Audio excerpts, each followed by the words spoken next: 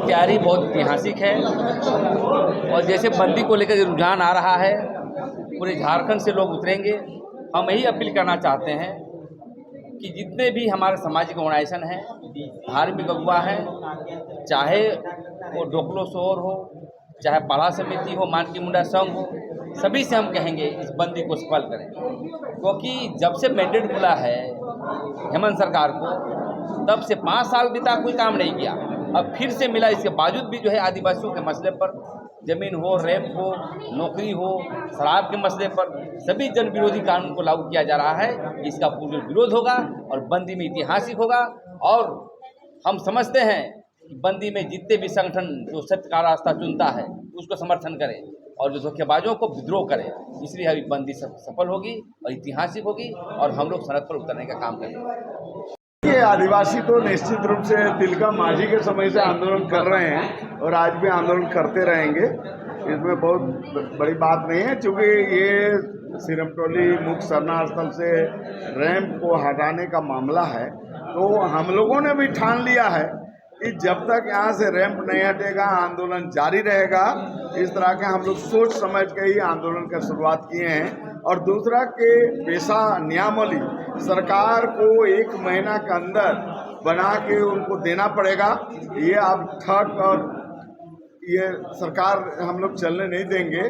और धर्म कोड के मुद्दे पर भी जो जेएमएम आज डोगी ड्रामा कर रही है, हम उसको कहेंगे कि धर्म कोड के लिए सही में लड़ाई आप लड़ना चाहते हैं तो दिल्ली में जाके मांगिए, क्योंकि ये दिल्ली का मामला है। तो इस तरह के जो शराब दुकान का हम लोग गांव-गांव में विरोध करेंगे। आज देखिए बेड़ों में जो शरणा स्थल का सरकार तो 4 दीवारी नहीं कर रही है, आम जनता 200 रुपये चंदा करके 4 दीवारी करने का काम कर रहा था। उसको सीओ और दरोगा और डीएसपी सब मिल के उसको जो है रोक दिया और जो जेसीबी का ड्राइवर को साथ मारपीट किया बिना कसूर का, उसके चलते ग्रामीण आक्रोशित हुए और इस सीओ को उस शरणा स्थल एक ये जून महीना में जो है 1000 रुपया जमा किया गया और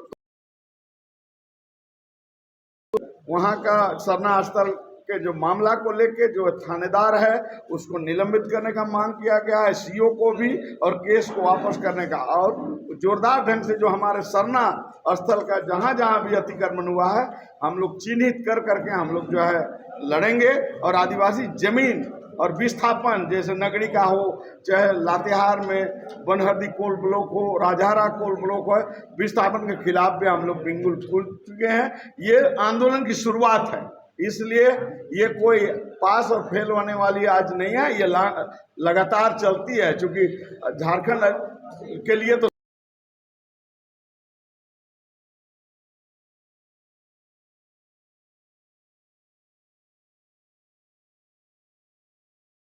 बताना चाहते हैं कि आपके जुल्म के आगे हम झुके नहीं हैं, हम रुके नहीं हैं, हम लगातार बढ़ेंगे। और जो जिस तरह की लूट और जिस तरह का न्याय इस राज्य में आज हो रहा है, दुनिया देख रही है। आपने इस राज्य को बदनाम किया है, हमारे इतिहास को बदनाम किया है, हमारे पूर्वजों के कुर्बानों को बदनाम किया है। हम आपको बख्शेंगे नहीं। आज जनता अपने शरणा स्थल को बचाने के लिए आंदोलनरत है जगह जगह। आज जनता अपनी कृषि योग्य जमीन को, जिसको आपने 3 बार भेंट चढ़ा दिया योजना के माध्यम से, नगरी का जो उपजाऊ जमीन को पहले 2008 में रिंग रोड, फिर 2012-13 में आपने जो नेशनल लॉ यूनिवर्सिटी IIM के लिए जो अधिग्रहण करने की बात हुई, वो पूरा पोल खुल गया है, कभी अधिग्रहित नहीं हुआ। बल्कि एकीकृत बिहार में जब विरोध किया लोगों ने, तब वहां पर सरकार ने रोक लगा दी थी अधिग्रहण पे, इसीलिए लोग काबिज रहे अपने अपने खेतों पे। मगर अब 19 मई को जिस तरह से जबरन वहां पर फेंसिंग की गई है, ये क्या दिखा रहा है? कोई ग्राम सभा नहीं हुई, कोई नोटिस जारी नहीं हुआ। ये कौन से नियम कानून के तहत में ये सब कुछ हो रहा है? अराजकता जो है सर चढ़ के बोल रही है इस देश में, राज्य में। और हम लोग उन सब चीज़ों का विरोध कर रहे हैं जो हमारे अस्तित्व के देखिए, जिनको हमने बड़े अरमान से पूरे मान सम्मान समर्थन के साथ में सत्ता में बिठाया, आज वो हमारा ही जो है विनाश का कारण बनते चले जा रहे हैं। अबुआ दिशुम अबुआ राज का एक नारा बहुत ही सुंदर लगा था और यहाँ के लोगों को भी उनके ऊपर पूरा विश्वास हो चला था। क्यों नहीं होता? जिनके बुरे समय में जब ईडी ने उनको जेल में डाला था, उनका परिवार दुखी था, तो यही आदिवासी समाज जो है बार बार सड़क पे उतरा और सरूल में जब आचार संहिता लगा था तो हमारे युवाओं ने जो जेल का ताला टूटेगा, हेमंत सोरेन छूटेगा का जो प्लेकार्ड, जो नारे लगाए, उनको उनके ऊपर केस तक हुआ। मगर फिर भी लोगों ने जो है लोकतंत्र का जो पर्व है जबरदस्त तरीके से मना के अपने सपनों को आकार देने की कोशिश की।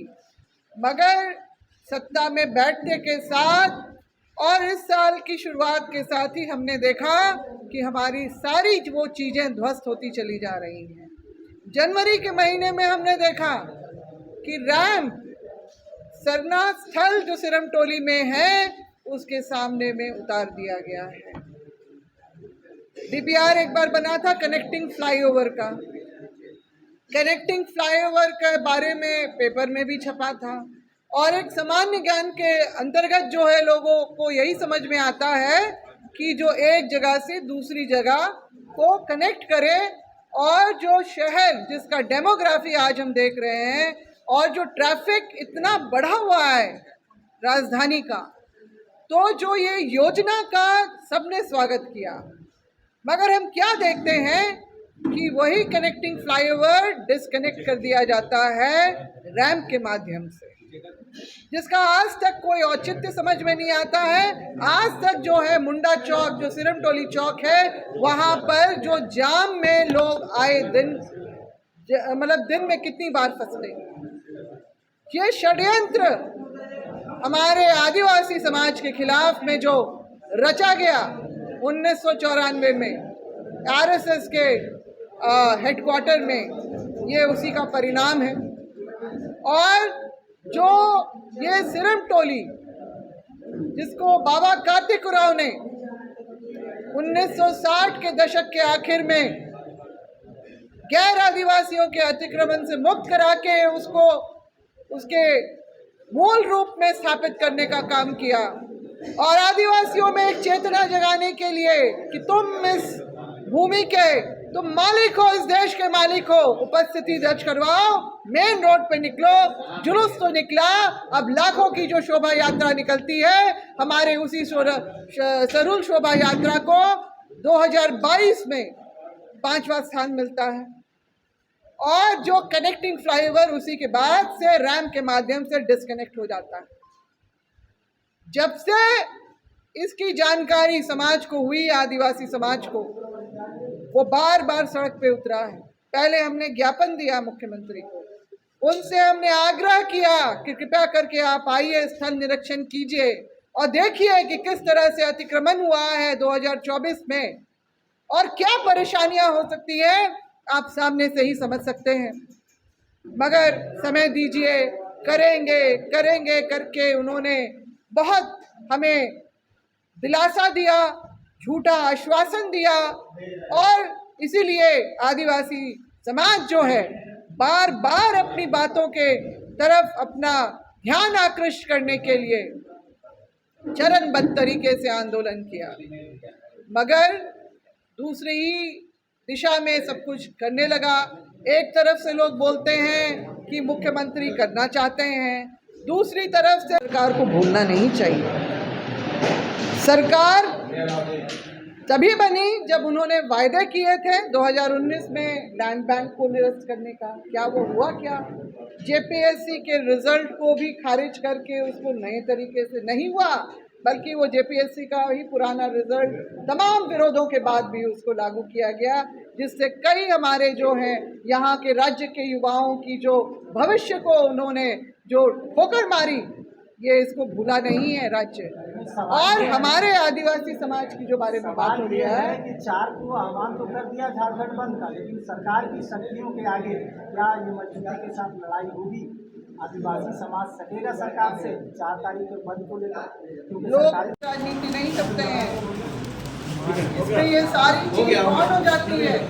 पार्टी फिर पार्टी, पार्टी से पार्टी, मेरा ही नारा है, मेरा ही नारा है। अच्छा मैडम 2022 में मैंने जब इस्तीफा दिया